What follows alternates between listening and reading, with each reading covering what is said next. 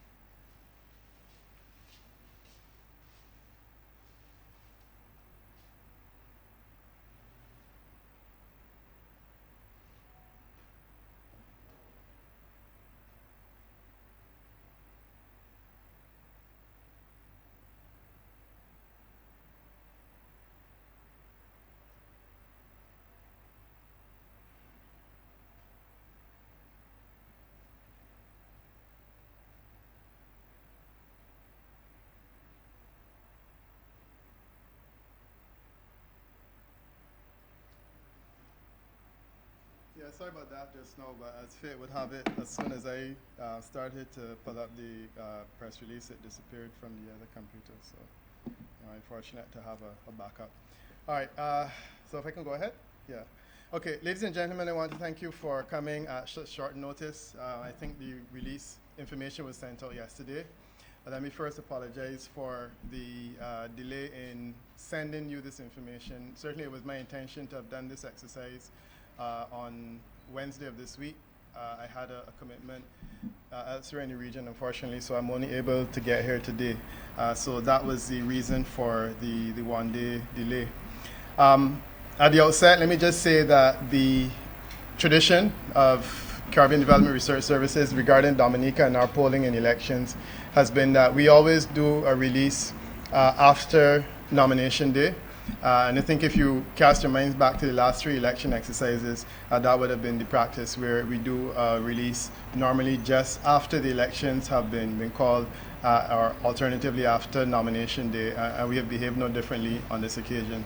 So I just want to put to rest speculation that has been available in the public domain that there's something sinister about the fact that CADRES is speaking so late on the matter. Certainly this is not the first time that we've actually done polling, but this is the tradition where reporting is concerned, that we normally report after the election date has been known. I've sent you a copy of the actual press release so you can read it and reflect at your convenience. But I just want to highlight a couple of points that are being made. And of course, I'm not going to read the entire thing to you because you already have it in your possession.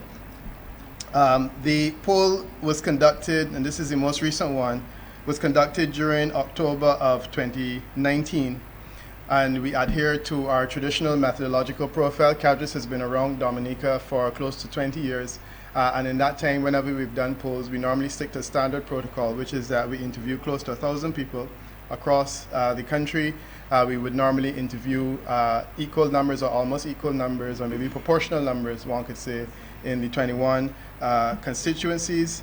And we use a team of local interviewers, none of which are brought in from anywhere else, all local interviewers. Many of these people have been with us for well over a decade.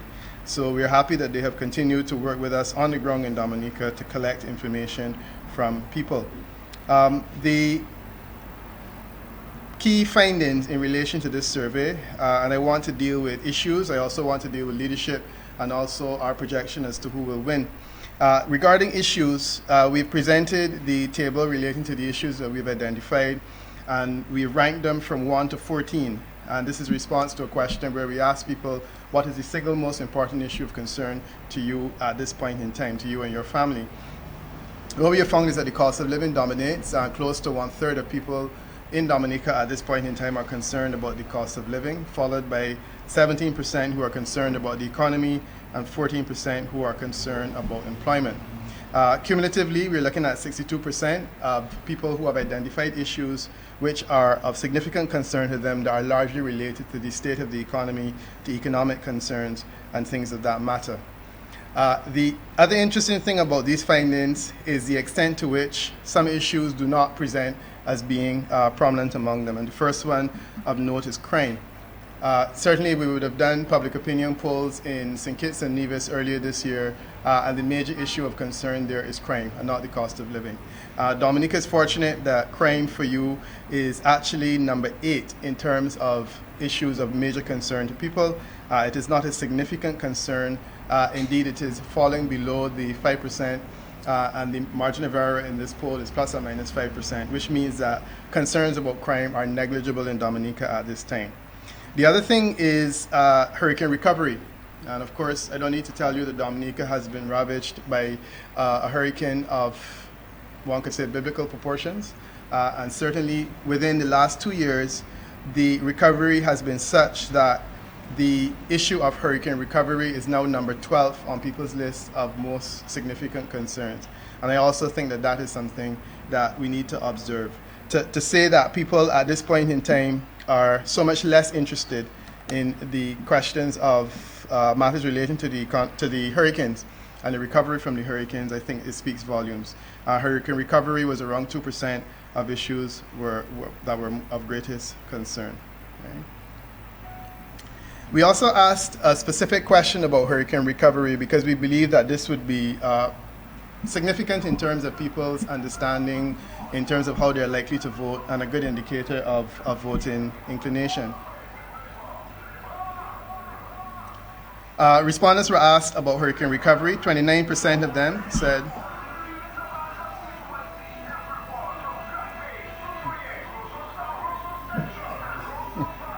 I just let it pass, it's okay.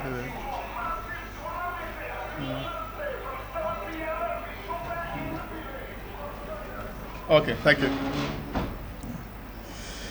Yeah, this is the occupational hazard around this time of the year, around this time of the election calendar. Right, so regarding a specific question, we asked people about the hurricane recovery. We asked them to assess hurricane recovery. And what we found was that 29% of them said that the recovery exceeded their expectations. In other words, did better than expected, while 24% said that there was some progress, but it fell below their expectations.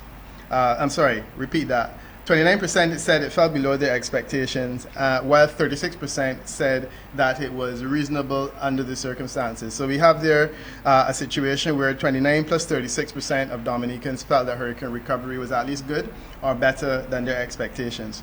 24% identified that there was some progress, but it was below their expectations, and 7% said that they were very disappointed because they saw little or no recovery. So that's regarding the issue of hurricane recovery. And I certainly would say from all of that the issue of hurricane recovery is not high on the list of issues for Dominicans, certainly as they vote. And the general sense seems to be that Dominica has done well under the circumstances, and in some instances far better than expected at this point in time.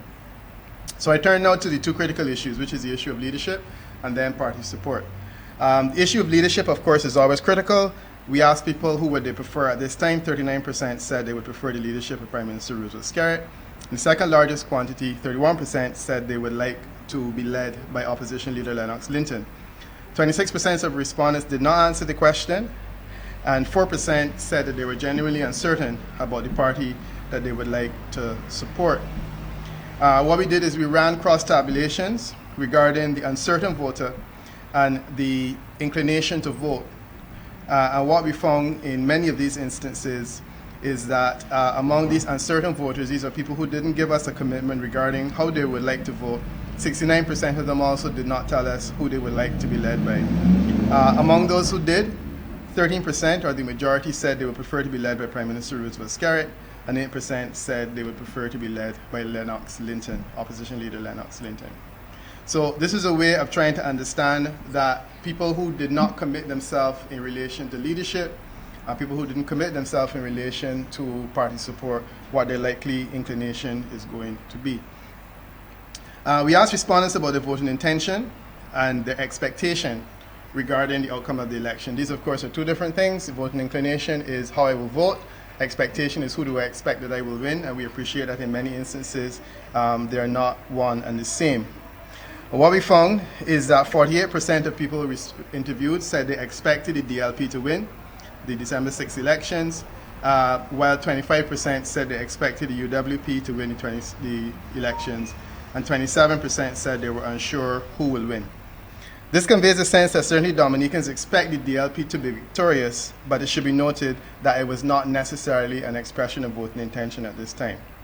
The actual voting intention data was compiled based on a question that asked respondents the party or candidate that they proposed to support, and here 37% were committed to the DLP, which is Labour, while 30% were committed to the UWP, and 1% said another party. Now, my presumption is that since this poll was done before nomination day, people were at this time, certainly 1% of people believed that there would be another entity that would materialize. That has certainly not since materialized. This leaves a number of 32% who did not commit to the question one way or the other, and I would call this the uncertain vote. Of course, CADRES always uses the uncertain vote, and we try to understand how they behave. The uncertain vote would be the don't knows, the won't says, or the ones that say that they're not voting at this point in time. But we cumulatively refer to it as the uncertain vote. Clearly, these are large enough in number to influence the outcome of the election. We can do one of two things regarding how we assume that those persons will vote, because the vast majority of them will vote. On the one hand, we have using the leadership question as an indicator, and the fact that more of the people who did not commit were inclined towards Prime Minister Roosevelt Skerrit. And the other option is that we can take what we have done historically in terms of generating our swing analysis, in that we have assumed that the uncertain voters will at least vote historically, because that is generally what has happened. The latter assumption is one that has held true in the Caribbean in most instances, and that's the one that we prefer. And certainly if that were to be done, we are generating a perspective, or we're projecting a win for Labour if that analysis holds true. So in relation to both of our presumptions, we're seeing a win for Labour.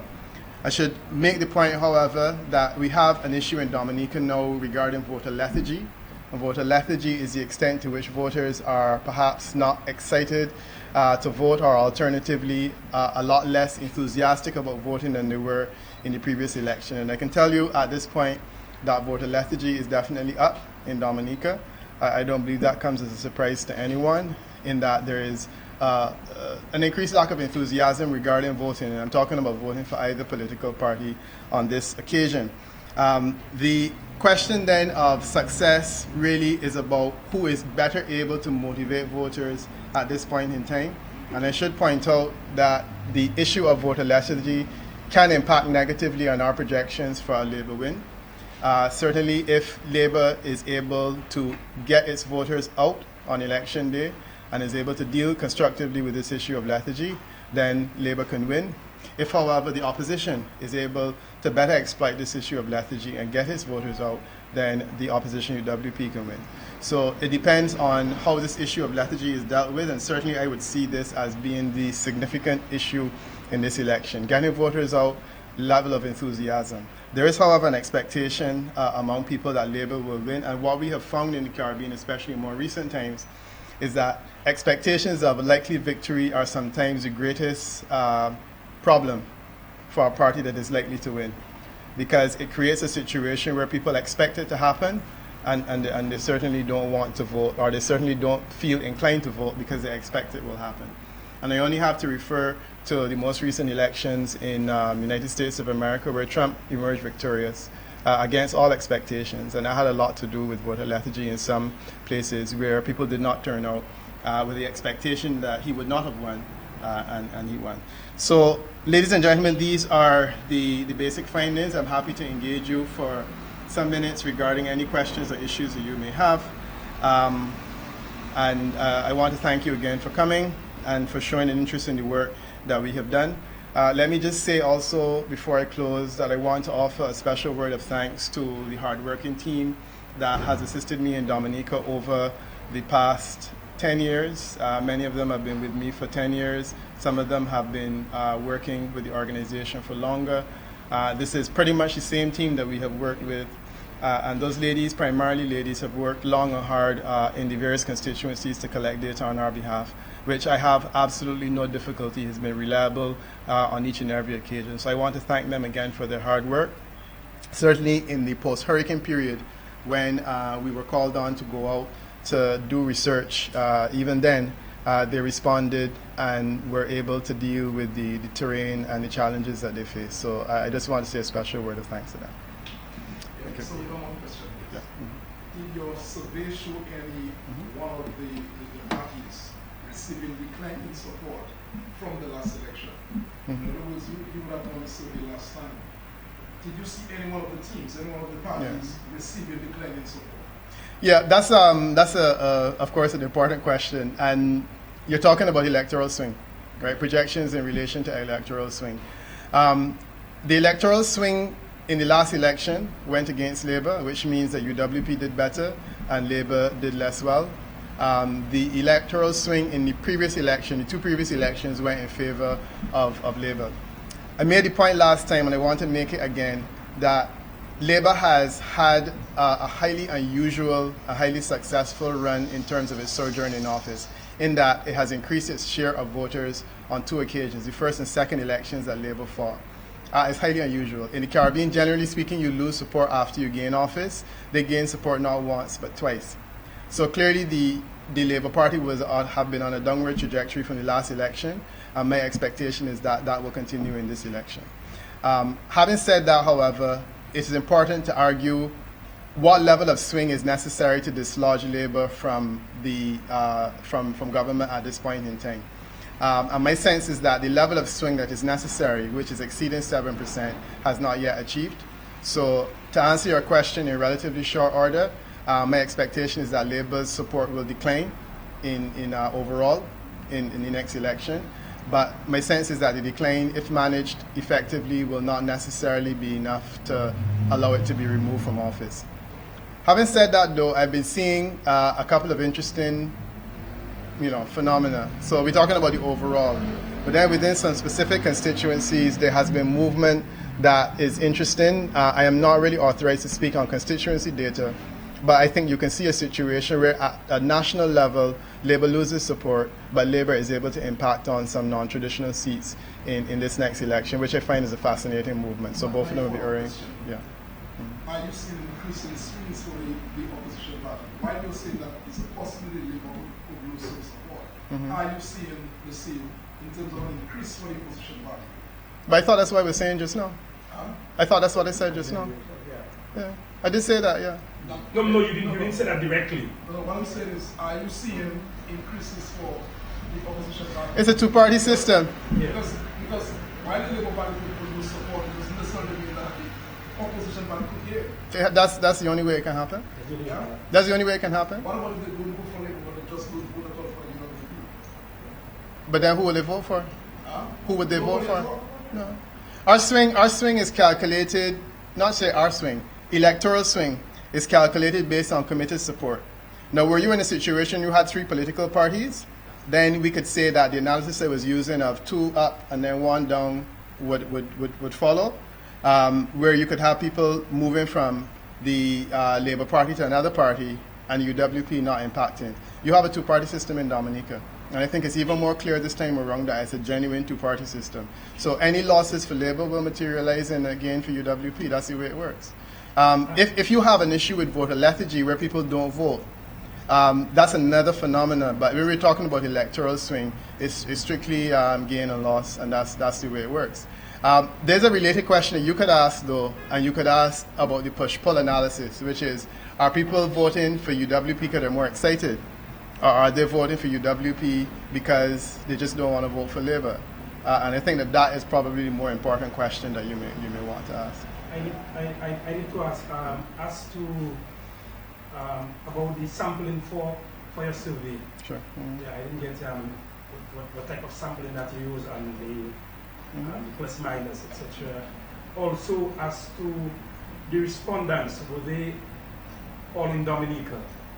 All in Dominica? Yeah, the people that you polled, are they all living in Dominica? We can't interview people who are not living in Dominica. The interviews are done in Dominica on the ground. So I was making the point that we interviewed over 1,000. It's in the thing. We interviewed over 1,000 people in all 21 constituencies. None of those people would have been in the area or elsewhere. That is not our standard methodology. Our standard methodology is to interview people who are here on the ground in Dominica. I appreciate.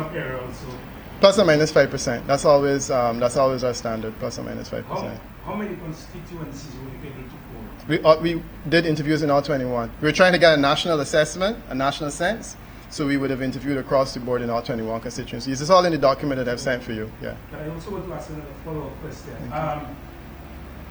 That would not be the first poll that you would have conducted during the course of the year. Oh, no. It wouldn't have been the first poll that we conducted since Hurricane Maria. Right. Yeah. So, besides that poll, this latest poll that you conducted, what are the results of the previous poll that you would have conducted? I'm not here to discuss those polls, and I think you understood that this was about the most recent poll, which is the pre-election poll. Yeah, but you have to compare. You would have to compare and contrast what you would have gotten from the last poll to this poll, where we are from the last poll and where we are with this poll. What I'm doing is I'm comparing and contrasting the last election, and I'm projecting based on this election. That's the comparison that I'm doing. If you, for example, wanted to commission CADRES to do tracking polls, we could do that for you. But in this instance, we are able to report on the last one. That's the poll that I'm able to discuss. Let me just state for the record, and I mean, I've said this every time and think that by now I shouldn't have to go back to it. Polls that are done anywhere in the region that we do are the property of the client, okay? We don't just do polls when an election comes. We do polls for all kinds of reasons on an ongoing basis. And we have done polling in Dominica and elsewhere in the region on an ongoing basis. We have done quite a bit of polling in Dominica, but ultimately those polls are the property of the client. If the client feels that they want to share those polls with you, they're welcome to do so. We've been given authorization to speak to this one. There's nothing sinister about it. The vast majority of polling that we do is not presented to the public. So pretty much that's where we is. CADRES policy is that we do not declare the identity. We do not declare the identity of our client. We also do not declare the identity of the respondents that we interview. And we have that commitment. If you have speculation or you want to ask the client, you can do that. If they're able to tell you, then fine, but you won't hear it from me. But if you don't tell me the client, how you expect to ask the client? You can ask, but basically there are only a couple of people in Dominica that would be interested in polls, so you can ask both. Right. No, I mean, this thing comes out every year, so it doesn't make any sense just going down it. CADRES has a policy, and I've said it, I've been in Dominica, this is nothing new. I've been working here now for close to 20 years, and we've always said we do not declare the identity of our client. We also do not declare the identity of persons that we interview. And those are two of the commitments that we give. if a person wants to say that they have commissioned a poll from CADRES, they're welcome to do so. But it doesn't make sense us going on in that because we're not going to get anywhere. You made an interesting observation. Sorry, no, this gentleman was asking a question before, so then maybe we can go back. And then there's a lady at the back, and then we can see. Yeah. Sure, go ahead. Yeah, yes, please. you mentioned some of the main issues that came out in your question in the respondents and so to get their view. I'm surprised electoral reform didn't come up at all. In October, when the poll was done, it was still a pretty hot issue as it is now. Well, I mean, yeah. No, I mean, that's I think is a significant question because the presumption is always that every issue which is on the table will come up. I think the question is structured. What is the main issue of concern to you and your family at this point in time? Electoral reform didn't come up, which suggests to me that it is not one of the more significant issues that keeps people up at night. My sense from being in Dominica, and I am aware of the recent issues, the machinations, and also the protests in relation to electoral reform, is that electoral reform issues are a concern to people, but I think that for people there are far more pertinent concerns. The fact that both the government, or should I say, the fact that the opposition has agreed to contest the elections says that the issues of electoral reform can't possibly be that pertinent to them. Really? Or else they would not have agreed to contest the election. Really? Yeah. And you assume the machinations. Okay. I prefer if you would allow, when your questions are answered, I answer, so just let someone else answer. If you want to take me up on anything I've said, feel free to do that after. All right? Yeah, you So- use it to on somebody? Yeah. I mean, it's not about you and me, yeah? So No, that's no, but right. So that's hang on a second. Yes, yeah. no problem. Was there anything else you wanted to answer? Yes, Mr. Winger. Sorry, I don't know if the gentleman is finished. Oh, no, I'm sorry. Yeah. I'm really sorry. I'm still kind of surprised that they didn't come up at all. It may not be as big an issue, for instance, as the opposition maybe is trying to make it, but it was simply on the agenda. So I don't understand why it didn't come up at all. In other words, your suggestion, for instance, is that crime, even though as it was only about 2% already that concern about crime in Dominica, it was even less than that, say, when electoral reform was considered. Yeah, it would probably have been statistically insignificant or something that we couldn't actually see. So, right. The lady at the back was ahead of you, and since you had a chance to. What information can you give us about the demographics of the people in the survey, and are you satisfied that you got a diverse cross-section? Right. Again, another important question. Normally, what we ask our interviewers to do is to give us 30% in each of three age ranges, which is 18 to 30, 31 to 50, and 50 and over. We've found that those age ranges generate the kind of robust demographic analysis that we want. Those would be the controls. We also control for gender, for sex, male and female, and we try to achieve equal numbers in that regard. Interviewers would have achieved that to a great extent. However, in Dominica, as in many other places in the Caribbean, we normally interview on weekends. And invariably there's a paucity of males. So in instances where we have fallen short, young men would be the numbers that we would have fallen short in relation to. But I'm convinced nonetheless that this demographic spread that we have is consistent with the reality of Dominica and also good enough to give us a reasonable projection regarding the next election. Okay? No, that's not true. 18 to 30, 31 to 50, and 50 and over. And we try to get 33%, 33%, 33%. Okay? We would have fallen short in relation to 33% as it relates to young men. And that is a challenge that we have across the region, in that young men are the hardest to interview. So you would have had an overcompensation in relation to women in the other age groups. But it would be correct to say that we still had significant numbers of people who were 18 to 30, both male and female. All right? Sure. Yeah, no, you said that this poll was done before the announcement of the election day, right? So I guess seeing that the protest action is a recent thing, seeing that it was amplified after the election day. And you also said that one of the key issues was getting people amped up to help them vote. What is your intention in terms of having a vote done after this recent event? And what is your personal view on the present disposition of the mindset of people when it comes to that issue? Yeah, that's an important question. One of the challenges that CADRES faces is that we don't determine when we poll. We determine how we poll, but we often don't determine when we poll. And we have not been back in the field since the elections have been called. In my opinion, it would be wise to get a sense of where public opinion sits over the next week to see where the likely outcome would fall after. And I do agree with you that the protest action, and I'm anxious for my own self to read how people have reacted to the protest action. Is this something that's a plus or a negative for government or opposition? Because I do feel it would have an impact. The reality, however, is that we haven't been given any instructions to do any polling of that sort since the elections have been called.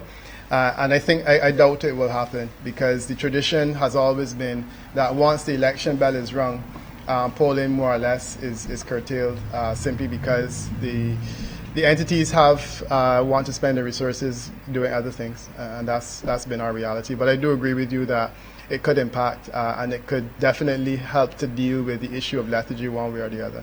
Right? Okay. I will ask you Sure. for some opinion. Mm-hmm. The question is, would you be surprised, based on your surveys, Mm-hmm. if the government, the Dominican Labour Party, were to go on to secure a landslide victory at the polls?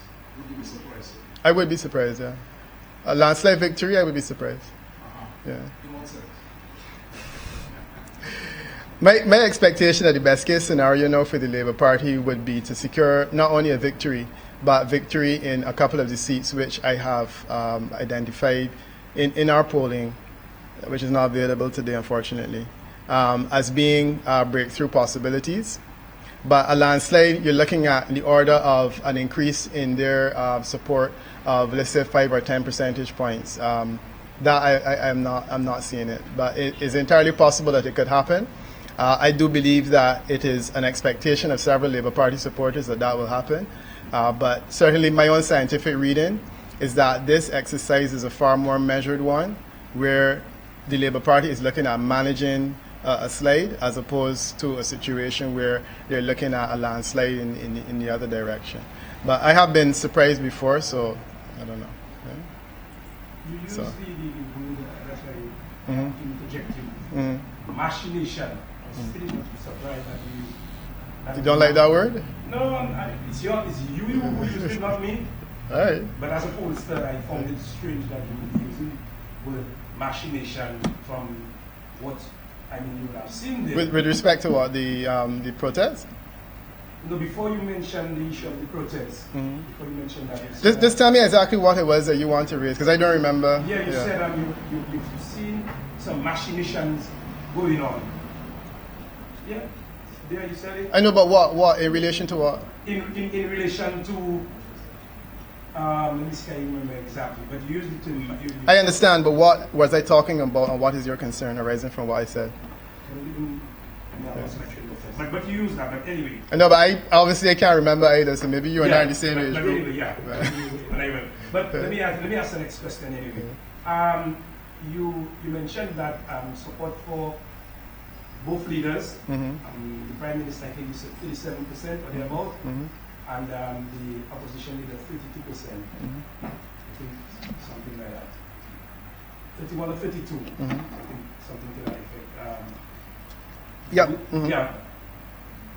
Were you surprised in terms of the level of support? 39 for 31. 39 31. So it's pretty close from a, Is it? but 39 31, anything can happen. I'm just saying 39 31. I don't know if 39 31 is necessarily close. Basically, what happens is that the leader invariably inherits the support of his party. Right? That's usually what happens. So we look to see whether the leader has all of the support of his party. On the last occasion that Lennox Linton went to the polls, he didn't have all of the support of his party. In the last occasion that Prime Minister Scarry went to the polls, he had more support than the party had. That situation is still pretty much holding true in relation to both leaders. But what I would say is that Lennox Linton now has more support within his party than he did in the last election. I would say that Prime Minister Roosevelt Scarry has less support in his party than he did in the last election. But the numbers are not, from my own statistical recollection, close. The thing with Prime Minister Skerritt's numbers is that if you recall from pre-election polling I would have done in the last election, not so much the last one, but the one before, Prime Minister Skerritt was up in the 60s. So, I mean, that for him is a significant decline, but at the same time, there's also a significant decline for Lennox Linton as well. When you are in a situation where you have, one could say, support to spare, declines of that order are entirely unsurprising. The challenge with Lennox Linton is that he's losing support even though he's not leader of the country. And I think that that is a far more worrisome concern. The numbers for Prime Minister Roosevelt Skerritt regionally have always been an outlier in that he's always benefited from more support nationally than most leaders would have benefited from, especially after second and third term. He's going now for the fifth.